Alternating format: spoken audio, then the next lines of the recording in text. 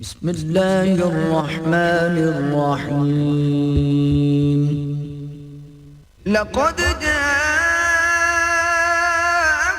رسول من أنفسكم عزيز عليه ما عنتم حريص عليكم بالمؤمنين رؤوف رحيم. نحمده ونصلي على رسوله الكريم. اما بعد فقد قال الله تبارك وتعالى كما ورد في سورة الصف: اعوذ بالله من الشيطان الرجيم بسم الله الرحمن الرحيم. هو الذي ارسل رسوله بالهدى ودين الحق ليظهره على الدين كله ولو كره المشركون. يا أيها الذين آمنوا هل أدلكم على تجارة تنجيكم من عذاب أليم تؤمنون بالله ورسوله وتجاهدون في سبيل الله بأموالكم وأنفسكم ذلكم خير لكم إن كنتم تعلمون. فقال عز وجل كما ورد في نفس السورة: ان اللہ یحب الذین یقاتلون فی سبیلہ صفا کأنہم بنیان مرصوص. وقال جل وعلا كما ورد في سورة الانفال: وقاتلوہم حتی لا تکون فتنة ویکون الدین کلہ للہ. صدق اللہ العظیم. وعن معاذ بن جبل رضی اللہ تعالی عنہ قال قال رسول اللہ صلی اللہ علیہ وسلم: ان رأس هذا الامر ان تشهد ان لا الہ الا اللہ وحدہ لا شریک لہ وان محمدا عبدہ ورسولہ وان قوام هذا الامر اقام الصلاة وایتاء الزکاة وان ذروة السنام منہ الجہاد فی سبیل اللہ وانما امرت ان اقاتل الناس حتى يقيموا الصلاة ويؤتوا الزکاة ويشهدوا ان لا الہ الا اللہ وحدہ لا شریک لہ وان محمدا عبدہ ورسولہ فاذا فعلوا ذلك فقد اعتصموا وعصموا منی دماءهم واموالهم الا بحقها وحسابهم على اللہ عز وجل. فقال رسول اللہ صلی اللہ علیہ وسلم: والذی نفس محمد بیدہ ما شہب وجہ ولغبرت قدم فی عمل تبتغى فیہ درجات الجنة بعد الصلاة المکتوبة بعد الصلاة المفروضة كجہاد فی سبیل اللہ ولا ثقل میزان عبد کدابۃ تنفق له فی سبیل اللہ او یحمل علیہا فی سبیل اللہ. رواه الامام احمد والبزار والنسائی وابن ماجہ والترمذی وقال حدیث حسن صحیح. رب اشرح لي صدری ویسر لي امری واحلل عقدۃ من لسانی یفقہوا قولی. اللہم ربنا الہمنا رشدنا واعذنا من شرور انفسنا. اللہم ارنا الحق حقا وارزقنا اتباعہ وارنا الباطل باطلا وارزقنا اجتنابہ. اللہم وفقنا ان نجاہد فی سبیلک باموالنا وانفسنا. اللہم ارزقنا شہادۃ فی سبیلک. آمین یا رب العالمین. حضرت معاذ بن جبل رضی اللہ تعالیٰ عنہ سے مروی طویل حدیث ہم پڑھ رہے ہیں، اس کا آخری حصہ باقی ہے. آج میں پچھلے حصے کے ساتھ اس کے مضمون کو جوڑنے کے لیے وقت صرف نہیں کروں گا، بلکہ صرف آخری حصہ جو اس کا ہے کہ حضور نے اس دین اسلام کے معاملے کو ایک درخت سے تشبیہ دی. جیسے ایک درخت کی جڑ ہوتی ہے، پھر اس کا تنا ہوتا ہے، پھر اس کے بعد شاخیں ہیں، ان میں برگ و بار ہیں، پتے ہیں، پھل ہیں یا پھول ہیں. اسی طرح اسلام ہے، اس کی جڑ کیا ہے؟ کلمہ شہادت لا الہ الا اللہ وحدہ لا شریک لہ و محمد رسول اللہ صلی اللہ علیہ وسلم وعبدہ. یہ کلمہ شہادت یہ جڑ ہے. تنا کیا ہے؟ نماز کا نظام، زکوٰۃ کا نظام. اس پر تفصیلی گفتگو آئندہ ہوگی انشاءاللہ، اس لیے کہ جو تیسری حدیث ہے 40 نبوی کی، اس کا موضوع یہ ہے. چوٹی کیا ہے؟ وہ جہاد فی سبیل اللہ ہے. یہ وہ بات ہے کہ جو ہمارے ذہنوں سے بالکل اوجھل ہو گئی. اول تو یہ کہ ہم چونکہ اسلام کے 5 ارکان اگلی حدیث جو ہم پڑھیں گے وہ سب کو حفظ ہے، ان میں جہاد کا لفظ ہے ہی نہیں. بنی الاسلام علی 5 شہادت لا الہ الا اللہ وان محمد رسول اللہ و اقام الصلاۃ و ایتاء الزکوٰۃ و صوم رمضان و حج البیت من استطاع الیہ سبیلا. جہاد کا ذکر نہیں. پھر جہاد کو قتال کے معنی میں لے کر ہم نے اسے اور محدود کر دیا. پھر اس سے آگے اور غلط فہمیاں پیدا ہوئی ہیں. میرا یہ موضوع نہیں ہے، اس پر میں تقریر کر چکا ہوں ایک، اور وہ چھپی ہوئی ہے. جہاد فی سبیل اللہ کی حقیقت زیادہ ضخیم نہیں ہے. سستا کتاب چاہے وہ لیجئے، ضرور اس کا مطالعہ کیجئے، پڑھیے اس کو، اسے عام کیجئے، پھیلائیے. کیونکہ جہاد کے بارے میں غلط فہمیاں جو دوسروں نے، دشمنوں نے پھیلائی ہیں وہ تو پھیلائی ہیں، لیکن اپنوں نے جو غلط فہمیاں پیدا کی ہیں وہ زیادہ بنیادی ہیں. انہی کی بنا پر اصل میں دشمنوں کو زیادہ کچھ جہاد کے خلاف پروپیگنڈے کا حق حاصل ہوا. بہرحال آج جو بات کہنی ہے وہ یہ ہے، دین کی چوٹی جہاد، جہاد کی چوٹی قتال. اب یہ جہاد جو ہے فی نفسہ ہی یہ خود ایک طویل عمل ہے. اس کو میں نے اپنی اس کتابچے کے اندر 9 منزلہ عمارت سے تعبیر کیا ہے. 9 منزل، 3x3. 3 بڑے بڑے جہاد ہیں اور ہر ایک کے 3 مرحلے. پہلا جہاد ہے اللہ کے دین کو اپنے اوپر نافذ کرنے کے لیے، یہ افضل الجہاد کہا گیا. اس کے لیے اپنے نفس امارہ کے خلاف جہاد کرنا پڑے گا. نمبر 1، حضور سے پوچھا گیا ای الجہاد افضل یا رسول اللہ، اے اللہ کے رسول سب سے افضل جہاد کون سا ہے؟ فرمایا ان تجاہد نفسک فی طاعت اللہ، کہ اپنے نفس کے خلاف جہاد کرو، اللہ کا مطیع بناؤ. پھر بگڑا ہوا معاشرہ آپ کو دھکیلتا ہے برائی کی طرف، اس معاشرے کے خلاف زور لگانا. زمانہ بات کرنا سازت تو بعض زمانہ ستیز، جنگ کرو اس معاشرے کے ساتھ، جھیلو ان پریشرز کو، اس کی رو میں بہہ نہ جاؤ. اور شیطان لعین اور اس کے جو چیلے چانٹے ہیں جنات میں سے، وہ تو انویزیبل ہیں، اور جو انسانوں میں ہے، جو شیطان کے بھی کان قطر دیں، ان سب کے خلاف بھی جہاد کریں گے، تب اپنے آپ کو اللہ کا بندہ بنا سکتے. دوسرا موٹا لیول کیا ہے؟ اللہ کے دین کی دعوت، تبلیغ. جان و مال کھپے گا. دین سیکھو گے تو سکھاؤ گے، پڑھو گے تو پڑھاؤ گے، سمجھو گے تو سمجھاؤ گے. لہذا یہ بھی ایک لائف لانگ پروسیس ہے. اس کے بھی 3 لیول ہیں.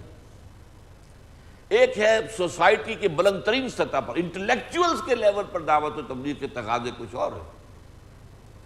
وہاں نرا واز کام نہیں کر سکتا، وہاں دلیل کی ضرورت ہوتی ہے، برہان کی ضرورت ہوتی ہے. قرآن اپنے مخالفین سے طلب کرتا ہے قل ہاتوا برہانکم ان کنتم صادقین، جو تم بات کہہ رہے ہو دلیل لاؤ نا، برہان لاؤ اگر سچے ہو.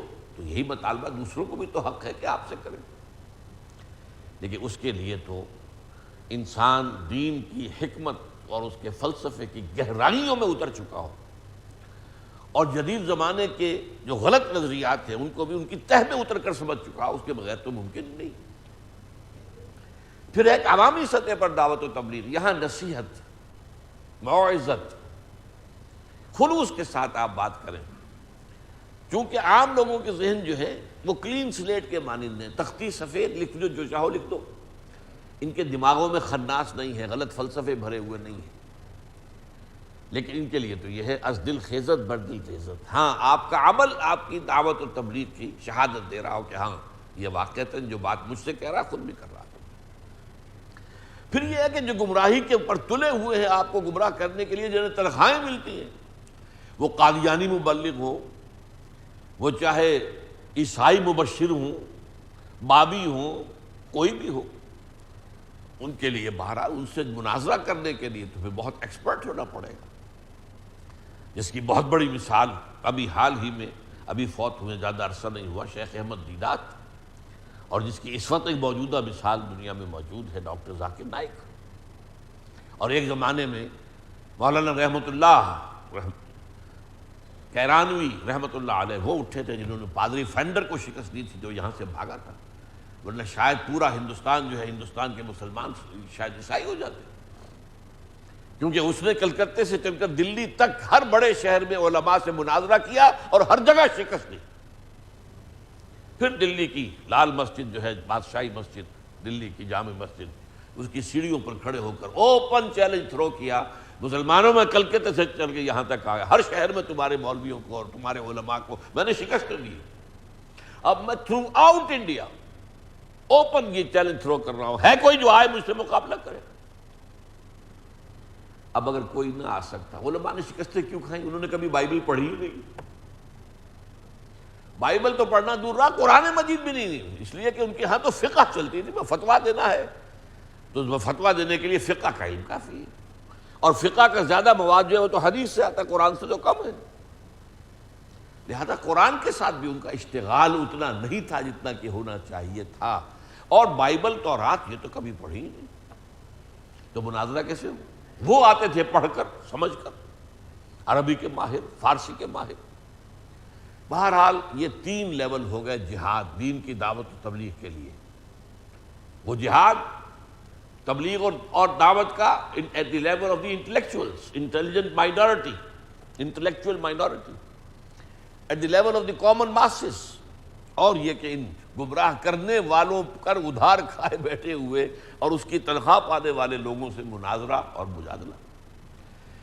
پھر ہے 3 دین کو قائم کرنے کی جد و جہد، اس میں پہلا مرحلہ یہ ہے کہ دعوت دیتے رہو، تبلیغ کرتے رہو، تمہیں کوئی مارے تو سہ لو، جوابی کارروائی نہ کرو۔ 12 برس تک مکے میں یہ حکم تھا حضور کا، پیسو ریزسٹنس جدید اصطلاح میں اس کو کہیں گے۔ پھر جب محسوس ہو کر طاقت کافی ہے تو ایکٹیو ریزسٹنس، چیلنج تھرو کرو اب پورے نظام کو، اور آخری مرحلہ آؤ میدان جنگ کے اندر۔ تو یہ نئی منزل ہے قتال فی سبیل اللہ۔ تو پہلی بات تو یہ سمجھنے کی ہے کہ یہ جہاد اور قتال کے درمیان جو فرق ہے اس کو اچھی طرح سمجھ لیجئے، اس لیے میں نے سورہ صف کی آیتیں سنائی جو بہت مرتبہ سنائی گئی۔ اس جہاد و قتال کا مقصد کیا ہے؟ هو الذی ارسل رسولہ بالہدی ودین الحق لیظہرہ علی الدین کلہ، اللہ کے دین کو غالب کرنا، نظام قائم کرنا۔ اس نظام کے نیچے کوئی یہودی رہے، کوئی عیسائی رہے، کوئی ہندو رہے، کوئی مجوسی رہنا چاہ رہے، لیکن نظام اللہ کا ہو، یہ مقصد، یہ جد و جہد۔ اس کے لیے جو پہلی 8 منزلوں کی جد و جہد ہے وہ جہاد ہے، اور اس کے لیے اسی سورہ صف میں جو فرمایا یا ایھا الذین آمنوا هل ادلکم علی تجارۃ تنجیکم من عذاب الیم، اے ایمان والو کیا تمہیں بتاؤں وہ کاروبار، وہ تجارت جو تمہیں دردناک عذاب سے، جہنم سے چھٹکارا دلا دے۔ تؤمنون باللہ ورسولہ وتجاہدون فی سبیل اللہ باموالکم وانفسکم، ایمان پختہ رکھو اللہ پر اور اس کے رسول پر، اور جہاد کرو اپنی جانوں اور مالوں کے ساتھ اللہ کی راہ میں۔ گویا کہ اس جہاد کے بغیر جہنم سے چھٹکارا پانے کا خیال ایک امید موہوم ہے، یہ آپ کی گھڑی ہوئی وشفل تھنکنگ ہے۔ اب اس سے اندازہ ہوا کہ جہاد کے بغیر تو نجات ہے ہی نہیں، اور نفس کے خلاف تو 24 گھنٹے جہاد کرنا پڑتا ہے۔ بندہ مومن کی زندگی کا کوئی لمحہ ایسا ہو ہی نہیں سکتا کہ جہاد نہ ہو رہا ہو۔ فجر کے عین وقت جو ہے اذان کی آواز سن لی، آنکھ بھی کھل گئی، نفس نے کہا ذرا سو جاؤ، بس کروٹ لی اور انٹا غفیل۔ یہ جہاد جو ہے اس کے خلاف کھڑے ہو جانا، جیسا کہ حدیث میں آتا ہے، خاص طور پر سردی کے موسم میں شدید معلوم ہوا کہ وضو کرنا بھی کوئی آسان کام نہیں، گیزر تو ہوتے نہیں تھے، لیکن یہ کہ اس وقت اٹھنا نفس کے خلاف جہاد بہت بڑا جہاد ہے، اس کے بغیر نہیں آدمی اٹھ سکتا، نماز نہیں پڑھ سکتا، باجماعت مسجد میں جانا، سردی کا وقت ہے، ٹھنڈی ہوا چل رہی ہے، وغیرہ وغیرہ۔ تو قتال جو ہے گویا کہ یہ تو بیس لائن ہے جہاد فی سبیل اللہ، اس کے بغیر تو نجات ہی نہیں۔ اس کی چوٹی، میں نے کہا تھا دین کی چوٹی جہاد فی سبیل اللہ، جہاد فی سبیل اللہ کی چوٹی قتال فی سبیل اللہ۔ اسی سورہ صف کی آیت نمبر 4 میں فرما دیا گیا ان اللہ یحب الذین یقاتلون فی سبیلہ صفا کانہم بنیان مرصوص، اللہ کو محبوب تو ہے اپنے وہ بندے جو اس کی راہ میں جنگ کرتے ہیں ایسی صفیں باندھ کر گویا کہ سیسا پلائی ہوئی دیوار، دشمن کو رکھنا ڈال نہ سکے، کوئی قدم پیچھے ہٹے ہی نہ کسی کا، صف میں سے کوئی پیچھے ہٹے گا تو راستہ بنے گا نا دشمن کے لیے آگے بڑھنے کا، جیسے سیسا پلائی ہوئی دیوار، آج ہم کہیں گے جیسے ری انفورس کانکریٹ، اس طریقے سے انسان جو ہے صفیں باندھ کر اللہ کی راہ میں جنگ کرے، تو یہ قتال فی سبیل اللہ۔ اور اس قتال فی سبیل اللہ کی پھر آخری بات بیان کی گئی سورہ انفال میں، جب یہ مرحلہ شروع ہو گیا حضور کی سیرت طیبہ حیات طیبہ میں، اب فرمایا دیکھنا کہیں درمیان میں نہ رک جانا، کہ ایسا نہ ہو کہ سانس پھول جائے تمہارا، ہمتیں جواب دے جائیں، نہیں، اب یہ قتال جاری رہے گا، قاتلوہم حتی لا تکون فتنۃ ویکون الدین کلہ للہ، جنگ جاری رکھو گے یہاں تک کہ فتنہ اور فساد بالکل فروغ ہو جائے۔ سب سے بڑا فتنہ فساد کیا ہے؟ اللہ کے مقابلے میں ہم کھڑے ہو جائیں، ہم خود حاکم ہیں۔ آج کے دور کی سب سے بڑی بغاوت، بارہا میں نے آپ کو بتایا، یہ سیکولرزم اور یہ پاپولر ساورنٹی کا کانسیپٹ سب سے بڑا شرک ہے، جسے ہمارے ہاں بڑے بڑے جو موحدین اپنے آپ کو سمجھتے ہیں وہ نہیں جانتے۔ آج کے دور کا اصل شرک یہ ہے، جو اصل شرک ہے آج کے دور کا، اس کو پہچاننا بہت ضروری ہے۔ میری 6 گھنٹے کی تقریریں ہیں حقیقت و اقسام شرک پر، 6 گھنٹے۔ بہرحال یہ جو ہے قاتلوہم، اب یہ قتال جاری رہے گا حتی لا تکون فتنۃ، کہ فساد اور بغاوت اللہ کے خلاف بالکل فروغ ہو جائے، اور دین کل کا کل اللہ کے مدعا، اللہ کے تابع آ جائے۔ سارا نظام، سیاسی نظام، معاشی نظام، معاشرتی نظام، دیوانی قانون اور فوجداری قانون، آئلی قوانین، ہر شے اللہ کے دین کے تابع ہو جائے، اس وقت تک یہ قتال جاری رہے۔ یہ ہے اس قتال کا معاملہ۔ اور ایک خاص قتال جو ہم پڑھ چکے ہیں اس حدیث کے اندر جو آیا ہے، جس میں گویا کہ ایسی بات سامنے آتی ہے کہ قتل عام کر دیا جائے مشرکین کا، اس کا پس منظر میں بیان کر چکا ہوں۔ یہ گویا کہ اس قتال فی سبیل اللہ کی آخری چوٹی ہے، جس کو جدید اسلام میں ہم کہیں گے موپنگ اپ آپریشن۔ کیا ہوتا ہے کسی جنگ میں، ایک فوج کو فتح تو حاصل ہو گئی ہے بحثیت مجموعی، اب وہ دیکھتے ہیں، اچھی طرح چھانتے ہیں، بینتے ہیں، کہیں کوئی پاکٹ آف ریزسٹنس موجود تو نہیں ہے۔ تو یہ موپنگ اپ آپریشن ہوا ہے، اور یہ خاص امیین کے خلاف تھا، کسی اور کے لیے نہیں۔ ان کے لیے صرف 2 آلٹرنیٹیوز تھے، چونکہ محمد تم میں سے تھے صلی اللہ علیہ وسلم، اور انہوں نے تمہاری زبان میں تم پر اتمام حجت کر دیا، اللہ نے تمہاری زبان میں اپنا کتاب نازل کر دی، اب تمہارے پاس یو ہیو نو ایکسکیوز، اب تم ایمان نہیں لاؤ گے تو قتل کر دیے جاؤ گے۔ لیکن باقی دنیا کے لیے یہ بات نہیں تھی، وہ میں آپ کو اسی سورہ مبارکہ کی آیت ہے وہ سنا چکا ہوں، جو اہل کتاب کے بارے میں، وہ بھی وہیں تھے موجود، لیکن یہ نہیں کہا کہ تم یا تو ایمان لاؤ یا قتل کر دیے جاؤ گے، نہیں، بلکہ وہاں 3 شکلیں ہمیشہ اسی کے بعد جب بھی صحابہ کرام کی فوجیں باہر نکلی ہیں وہ 3 باتیں کہی گئی۔ وہ کیا؟ ایمان لے آؤ، ہمارے برابر کے بھائی ہو جاؤ۔ میں نے جیسا کہ پہلے بھی کہا تھا، ہم یہ بھی نہیں کہیں گے ہم سینئر مسلمان ہیں، ہمارے حقوق زیادہ ہیں، تم جونیئر مسلمان ہو، تمہارے حقوق کم لو۔ المسلم کفر لکل مسلم، تمام مسلمان اپنے سیاسی اور جو دستوری اور قانونی حقوق ہیں ان میں برابر ہیں۔ نمبر 2، یہ نہیں مانتے تو اللہ کے دین کا غلبہ برداشت کرو، دین کا، اس کے نیچے تم یہودی رہو، نصرانی رہو، ہمیں کوئی اعتراض نہیں، تمہارے سینیگوگز، تمہارے چرچز کی حفاظت کی جائے گی، تمہیں پرسنل لا کی پوری آزادی دی جائے گی، تمہارے ہاں اسلامی ریاست میں رہتے ہوئے معیشت کے لیے کاروبار کرنے کی اجازت ہے، ملازمتیں کرنے، ہر چیز دروازہ کھلا ہوا ہے۔ لیکن یہ ہے کہ دین اللہ کا ہوگا، مذہب تمہارے ہو سکتے ہیں، ہندو رہو، سکھ رہو، پارسی رہو، عیسائی رہو، یہودی رہو، مجوسی رہو، بدھ رہو، جو چاہے رہو، مذہب رہ سکتے۔ تو یہ معاملہ خاص تھا، یہ موپنگ اپ آپریشن ہوا ہے، اور حال صورت یہ ہے کہ آیت تو انتہائی خوفناک ہے۔ فَإِذَا انْسَلَخَ الْأَشْهُرُ الْحُرُمُ فَاقْتُلُوا الْمُشْرِكِينَ حَيْثُ وَجَدتُّمُوهُمْ وَخُذُوهُمْ وَاحْصُرُوهُمْ وَاقْعُدُوا لَهُمْ كُلَّ مَرْصَدٍ۔ یہ جو 4 مہینے کی مہلت دے دی گئی ہے، جیسے یہ ختم ہو جائے تو مسلمانوں ان مشرکین کا قتل عام کرو، انہیں پکڑو، ان کا گھیراؤ کرو، محاصرہ کرو، اور ان کو پکڑنے کے لیے گھات میں لگ کر بیٹھو۔ کتنے سخت الفاظ، لیکن حقیقتاً واقعتاً کیا ہوا؟ ایک شخص کے قتل کی نوبت بھی نہیں آئی۔ سب امیین اسلام لے آئے، یا کچھ لوگ جو ہیں وہ پھر جزیرہ نما عرب کو خیر بات کہہ کے چلے گئے۔ تو بہرحال وہ تو جو درمیان کی آیت تھی وہ اب اس حدیث کا حصہ میں اس وقت نہیں پڑھ رہا ہوں، ورنہ یہ ہے کہ وقت بہت نکل جائے گا۔ اب یہ کہ اس قتال فی سبیل اللہ کا مقام کیا ہے، اس کے لیے جہاں جو فرمایا ہے حضور صلی اللہ علیہ وسلم نے وہ الفاظ نوٹ کرنے کے ہیں۔ والذی نفس محمد بیدہ، قسم ہے اس ذات کی جس کے ہاتھ میں محمد کی جان ہے صلی اللہ علیہ وسلم،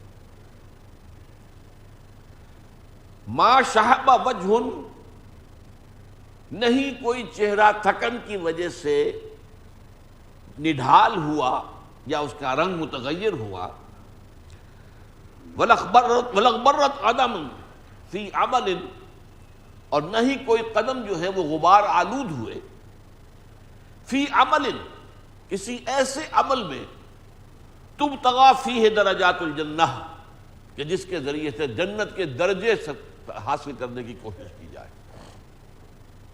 اب یہ ذرا جس کا ہمارا ایک ویلیو سٹرکچر ہے اس کو سمجھ لیجیے۔ سب سے اونچا مقام دین میں کیا ہے؟ قتال فی سبیل اللہ، اور اللہ کی راہ میں جان دے دینا، جس کے لیے کہ خود حضور صلی اللہ علیہ وسلم کی خواہش ہمارے سامنے آتی ہے۔ مجھے میری بڑی خواہش ہے، لَوَدِدتُّ أَنْ أُقْتَلَ فِي سَبِيلِ اللَّهِ ثُمَّ أُحْيَا ثُمَّ أُقْتَلَ ثُمَّ أُحْيَا ثُمَّ أُقْتَلَ، میری بڑی خواہش ہے میں اللہ کی راہ میں قتل ہو جاؤں، پھر زندہ کیا جاؤں، پھر قتل ہو جاؤں، پھر زندہ کیا جاؤں، پھر قتل ہو جاؤں۔ یہ اونچا مقام ہے۔ ایک ہمارے ہاں بعد میں جو اونچے مقامات بنتے چلے گئے وہ اللہ اللہ اللہ اللہ، مراقبے، چلے، اور ان سے کچھ روحانی کیفیت کا حصول۔ یہ شفٹ ہوا ہے، دین کا ایمفیسس کا معاملہ شفٹ ہوا ہے، اسی لیے پھر ہم مغلوب رہے۔ اسی لیے ایک مرتبہ خلافت راشدہ کے نظام کے درہم برہم ہو جانے کے بعد دوبارہ خلافت کا نظام نہیں قائم ہو سکا آج تک، سوائے وہ 2 سال حضرت عمر بن عبدالعزیز کے، بس وہ بھی ایک شخصی سی بات تھی۔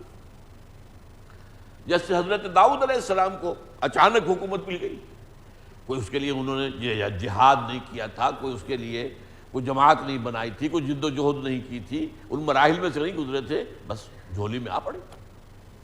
اسی طرح حضرت عمر کا معاملہ رضی اللہ تعالیٰ رحمۃ اللہ علیہ، صحابی نہیں ہے، تابعی ہے، عمر بن عبدالعزیز حضرت عمر کے نواسے بنتے۔ بہرحال اس کے علاوہ آج تک تو وہ خلافت کے نظام دوبارہ نہیں ہے۔ کیوں نہیں آیا؟ اس لیے کہ یہ شفٹ آف ایمفیسس ہو گیا، روحانیت کے نام سے ایک اور ہی تصور ذہنوں کے اندر راسخ ہو گیا۔ آپ کو صوفیاء کرام اور بڑے بڑے اولیاء اللہ کے بارے میں جو قصے ملیں گے، 40 برس تک جنگلوں میں رہ کر ریاضت۔ اب پتہ نہیں یہ قصے جھوٹے ہیں سچے ہیں، واللہ عالم۔ 40 برس تک حضرت امام ابو حنیفہ نے عشاء کی وضو کے ساتھ فجر کی نماز پڑھی ہے۔ پتہ نہیں صحیح ہے یا غلط ہے۔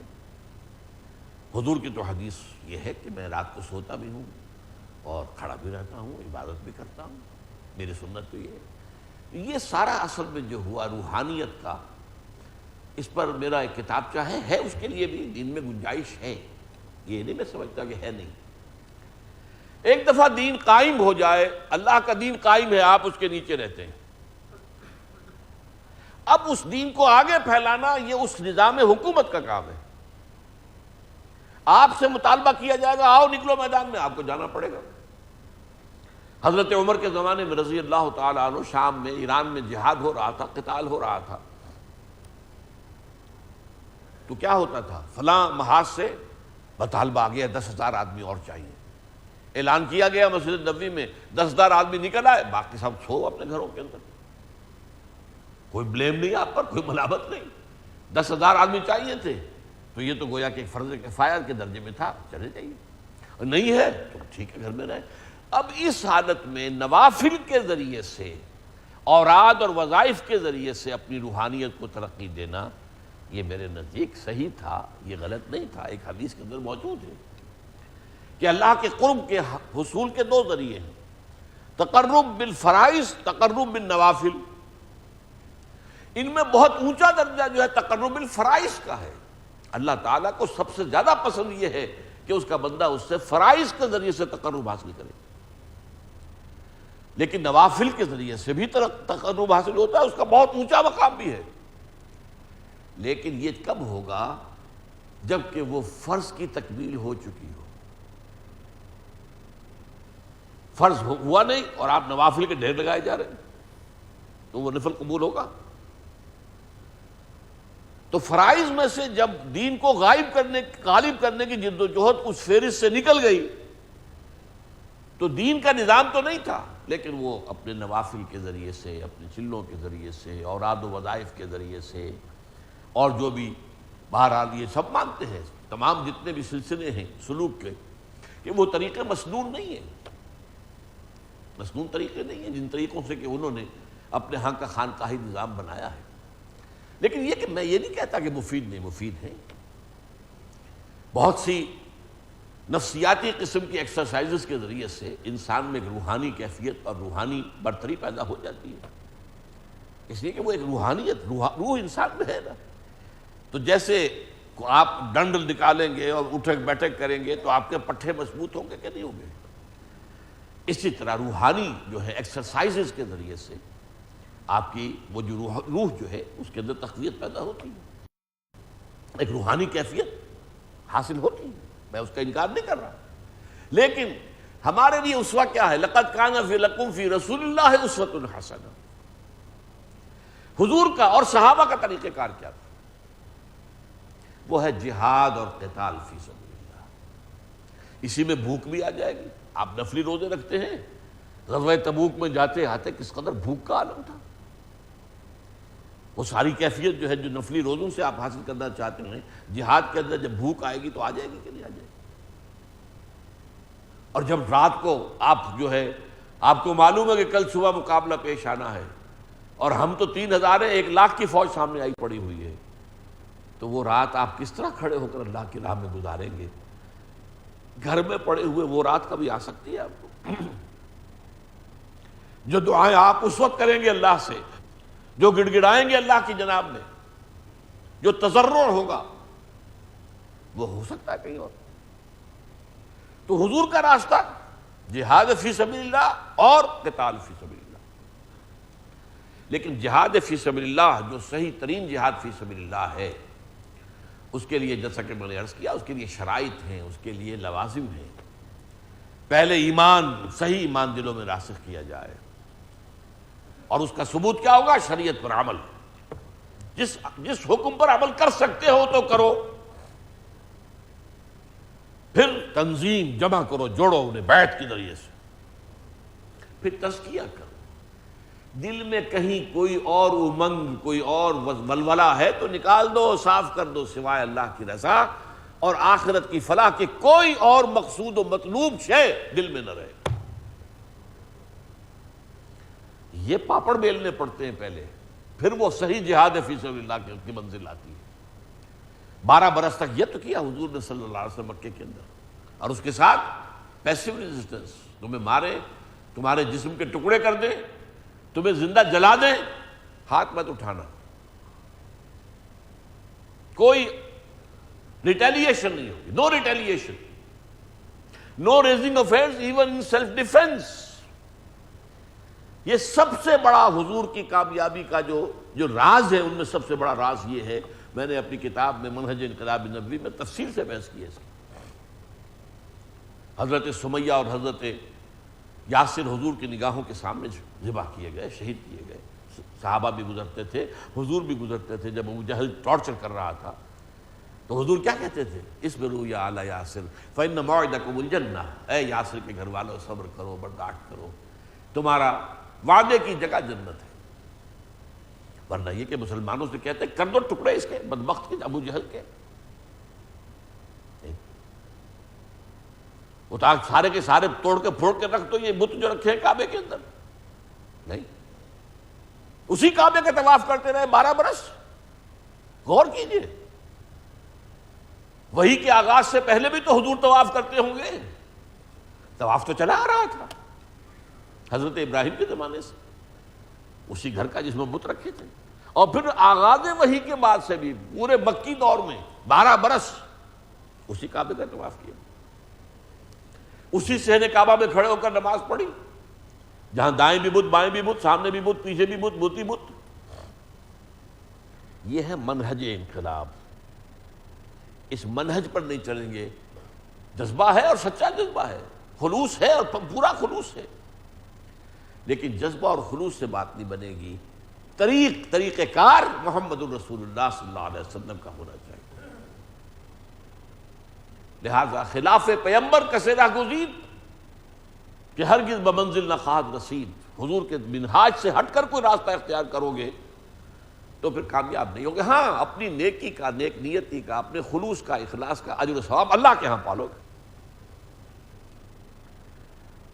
اب یہ جہاد اور قتال جو ہے اس کے بارے میں آپ کو معلوم ہے، یہ بات تو آج کی نہیں ہے۔ گلیڈ سٹون ہوتا تھا ایک بہت بڑا لیڈر، برطانیہ کا وزیر اعظم تھا، اس نے پارلیمنٹ ہاؤس میں، برٹش پارلیمنٹ میں قرآن مجید کا نسخہ یوں لہرایا اور کہا جب تک یہ کتاب دنیا میں موجود ہے امن قائم نہیں ہو سکتا۔ تو اتنی پرانی بات ہے۔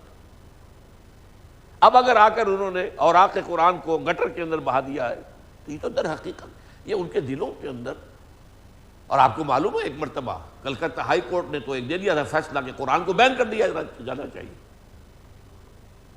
کرے گا کون بین؟ آخر 18-20 کروڑ مسلمان موجود ہیں، وہاں کے مسلمانوں کی غیرت ہماری غیرت دینی سے 100 گنا زیادہ ہے۔ آئلی قوانین میں تھوڑی سی ترمیم کی تھی، وہی سوزی کلکتہ ہائی کورٹ نے شاہ بانو کیس میں۔ اسلامی قانون تو یہ ہے کہ آپ نے بیوی کو طلاق دی، دوران عدت اس کے آپ نان نفقے کے ذمہ دار ہیں، بعد میں نہیں۔ وہ شاہ بانو نے درخواست دی، کورٹ نے فیصلہ کر دیا کہ اب جس نے طلاق دی ہے جب تک یہ عورت دوسری شادی نہ کر لے یا مر نہ جائے اس کا نان نفقہ تمہارے ذمہ رہے گا۔ شریعت کی کوئی چیز کاٹی نہیں، شریعت میں اضافہ کیا، لیکن اس پر جو وہاں طوفان اٹھا ہے، جو تحریک مسلمانوں نے چلائی، آپ کو معلوم ہے پرسنل لا بورڈ بنا، ساری دینی جماعتیں جمع ہو گئی، سینکڑوں لوگوں نے جانیں دے دی، بالآخر راجیو گاندھی کو گھٹنے ٹیکنے پڑے اور پارلیمنٹ میں، لوک سبھا میں اس نے اعلان کیا، یہ بھی کہا کہ ہندوستان کی کوئی عدالت مسلمانوں کے آئلی قوانین میں دخل نہیں دے سکتی، اور یہ بھی کہا کہ اس سے پہلے میں نے تو مطالعہ کیا نہیں تھا، اب میں نے جو مطالعہ کیا ہے تو میں کہتا ہوں کہ جو حقوق اسلام نے عورتوں کو دیے ہیں وہ دنیا کے کسی مذہب نے نہیں دیے۔ ہی از آن ریکارڈ۔ مولانا علی میاں نے اپنی کتاب میں یہ سارا نقل کیا۔ تو بہرحال یہ جہاد اور قتال جو ہے یہ جاری رہنے والی شے ہے، لیکن اس کے وہ راستے، البتہ ایک اور جہاد قتال ہو سکتا ہے، وہ جائز قتال جسے میں کہتا ہوں، اس کو سمجھ لیجیے۔ ایک مسلمان ملک ہے، چاہے خالص اسلامی نظام نہیں ہے تو مسلمان، وہاں کوئی کافر حکومت جو ہے تو دوسرا ملک حملہ کرتا ہے، اب ڈیفنس میں کھڑے ہو جانا، اب یہاں ظاہر بات ہے وہ تیاری 12 برس والی مکے والی تیاری کا موقع تو نہیں ہے، یہاں تو سیدھی سی بات ہے، یا تو انہیں ختم کرو یا خود ختم ہو جاؤ گے۔ لہذا وہ قتال، اسی لیے جہاد افغانستان جو ہوا تھا جبکہ روسی آ گئے تھے وہاں، اسے میں نے جہاد فی سبیل اللہ نہیں مانا تھا، اس لیے کہ اس پروسیس سے نہیں گزرا تھا وہ، لیکن جہاد جائز تھا، قتال جائز تھا، اور اس میں جس نے جان دی ہے وہ شہید ہے۔ اسی طرح کوئی بڑا ملک ہے، اس کے کسی ایک حصے کے اندر مسلمانوں کی اکثریت ہے، وہ اس سے علیحدہ ہونا چاہتے، آزادی چاہتے ہیں تاکہ ہم اپنی مرضی کے مطابق اپنا نظام چلائیں. اس وقت بھی ہو رہا ہے، فلپائنس کے اندر بھی ہو رہا ہے وہ اسی طرح کی جنگ جو ہے مسلمان کر رہے ہیں. کمبوڈیا میں بھی ہو رہا ہے اور کشمیر میں ہوا ہے. یہ بھی جائز ہے، اس میں جان دینا بھی شہادت ہے.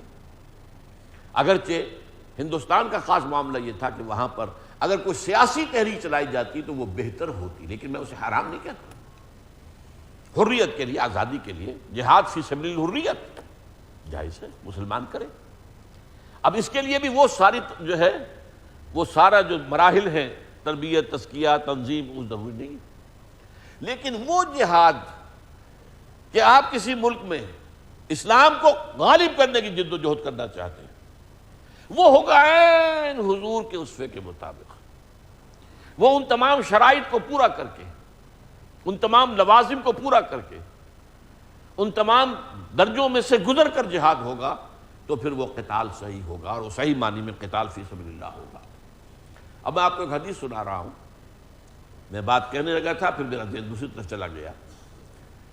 ویسٹرن ورلڈ کو بہت خوف ہے مسلمانوں کے جذبہ جہاد اور ذوق شہادت سے، بہت خوف ہے، ہمیشہ سے خائف ہے. اس لیے کہ انہیں تو زندگی بہت عزیز ہے، مرنے کو تیار نہیں ہوتے، اور یہ کہتے ہیں انہیں بہت زیادہ عزیز ہے. شہادت مطلوب و مقصود مومن، نہ مال غنیمت نہ کشور کشائی. لہٰذا بہت عرصے پہلے سے انہوں نے وہ اسکیمیں شروع کی کہ مسلمانوں میں سے ایسی تحریکیں اٹھائی جائیں جو جہاد کو باطل قرار دیں. یہ غلام احمد قادیانی یہ در حقیقت اسی فکر اور اسی سوچ کا نتیجہ ہے. اس نے کہا قتال اب حرام ہو چکا ہے، دین کے لیے حرام ہے اب دوستو قتال. قتال فی سبیل اللہ حرام ہو گیا، کوئی مائی کا لال نہیں کر سکتا. میں وہ حدیث سنانا چاہتا ہوں. حضور نے فرمایا الجہاد ماضٍ، جہاد جاری رہے گا منذ بعثنی اللہ، اس وقت سے جب سے اللہ نے مجھے مبعوث کیا، الی ان یقاتل آخر هذه الامة الدجال، یہاں تک کہ میری اس امت کا آخری حصہ دجال کے خلاف جنگ کرے گا. اب اس ایک حدیث میں جہاد اور قتال دونوں آ گئے. جیسے سورہ صف میں جہاد فی سبیل اللہ، قتال فی سبیل اللہ دونوں آ گئے، اس حدیث میں بھی ہے الجہاد ماضٍ منذ بعثنی اللہ الی ان یقاتل آخر هذه الامة الدجال. وہ قتالوں کا سلسلہ شروع ہو چکا ہے.